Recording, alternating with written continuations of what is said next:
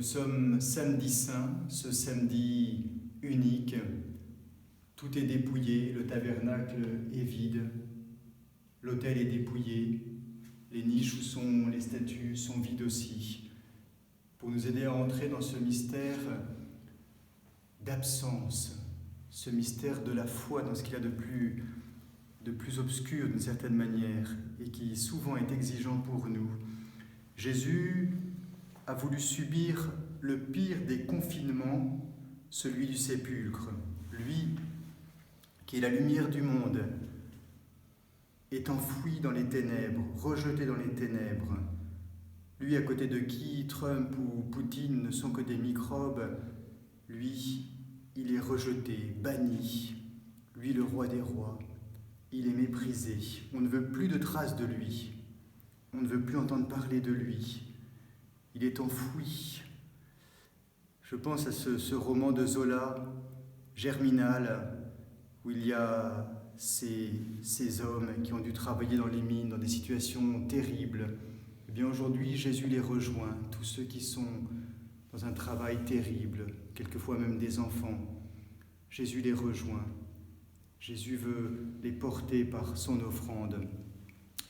Les mauvais pharisiens qui veulent en finir avec Jésus, avec ce Galiléen qu'ils méprisent, ne serait-ce parce qu'il est galiléen, et pire, il est nazaréen, il les dérange. Il attire trop les foules.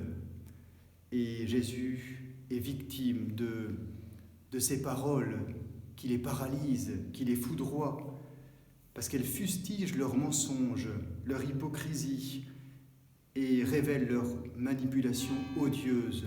Jésus aujourd'hui rejoint tous ceux qui sont victimes des injustices, manipulés par des systèmes, par le mépris. Je pense aussi à ce film Les Misérables que vous avez peut-être vu récemment, ces jeunes des banlieues victimes d'un système terrible aussi de manipulation.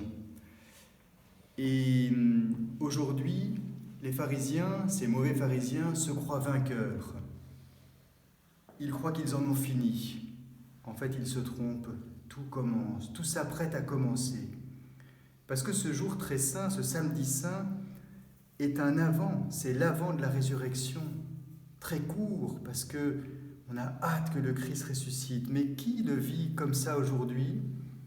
Les apôtres ? Non, les apôtres sont perdus. Ils culpabilisent sûrement, ils n'étaient ni à la croix, ni quand Jésus a été descendu de la croix, sauf Jean. Jean parce que peut-être il est le plus aimé, sûrement même parce qu'il est le plus aimé de Jésus, de Marie. Mais Jean est aussi perdu. Ce fut si violent, si inattendu, si injuste. Pourquoi Jésus s'est laissé faire ? Et Judas, pourquoi Jésus a laissé Judas faire ? Pourquoi Jésus a respecté la liberté de Judas jusque-là, comme il respectait la nôtre, même quand nous sombrons dans le péché ? Pourquoi ? Pourquoi une surprise tellement étonnante ? Et c'est vrai, quelle surprise, hein ? L'année dernière, vous vous rappelez, c'était Notre-Dame de Paris qui avait brûlé. Quelle surprise ! Cette année, c'est bien pire. C'est ce coronavirus. Quelle surprise ! Qu'est-ce que Dieu attend de nous ? Tout est grâce, nous le savons. Mais qu'est-ce que Dieu attend de nous ? Quelle espérance il attend de nous ? Comme il attendait de Marie, dans son cœur, une nouvelle espérance. Et Marie l'a vécue pleinement. Parce que la seule qui vit cette journée comme un avant de la résurrection, c'est Marie.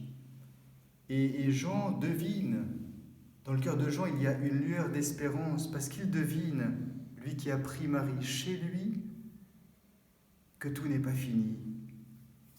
Et l'espérance demeure dans son cœur grâce à Marie, parce que dans le cœur de Marie, l'espérance, elle est infaillible, inébranlable. Elle a souffert, Marie, plus que tous les apôtres réunis, bien sûr, tant elle est aimante et sensible, mais sa foi demeure inébranlable. Et Jean, qui a pris Marie chez lui, devine quelque chose du cœur de Marie, de l'espérance de Marie. Marie a toujours été ainsi. Quand ils ont dû fuir en Égypte, la Sainte Famille avec Joseph, Joseph s'est appuyé sur l'espérance de Marie devant le massacre qu'il se passait en Judée. C'est Marie qui a rassuré plusieurs fois ce jeune disciple, Saint Jean, quand Jésus, dès la fin de la première année de vie apostolique, était injurié par les grands prêtres, les pharisiens. Marie est notre force, Marie est notre roc dans les moments difficiles.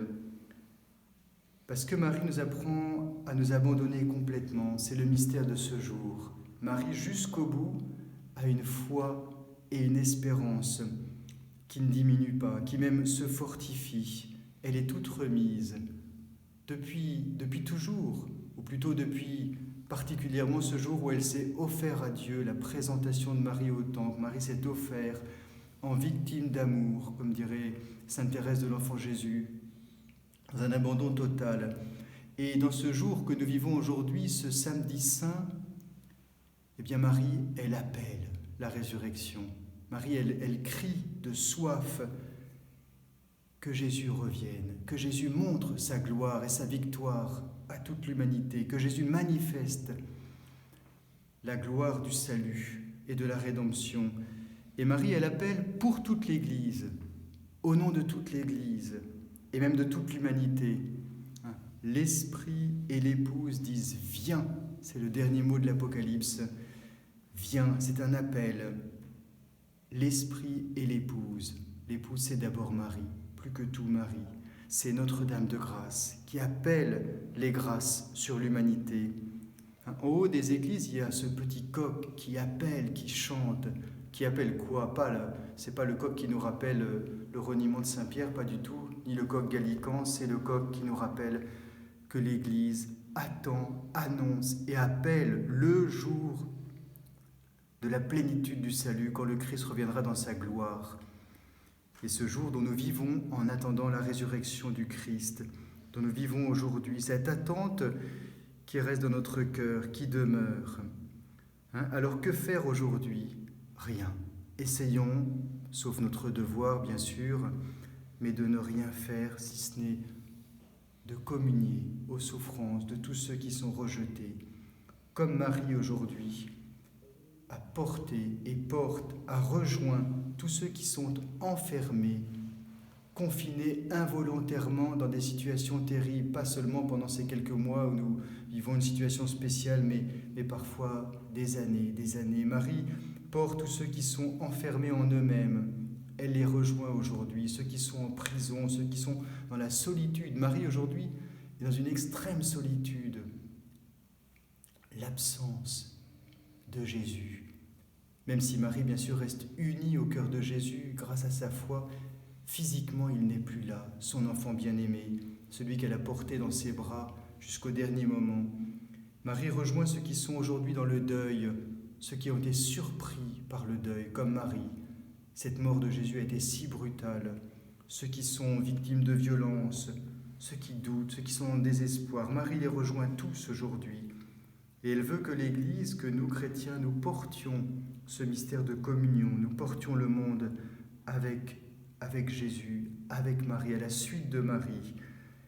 Et Marie, aujourd'hui, elle nous console. Elle console ceux qui souffrent. Elle a pardonné aux apôtres pour nous apprendre à pardonner.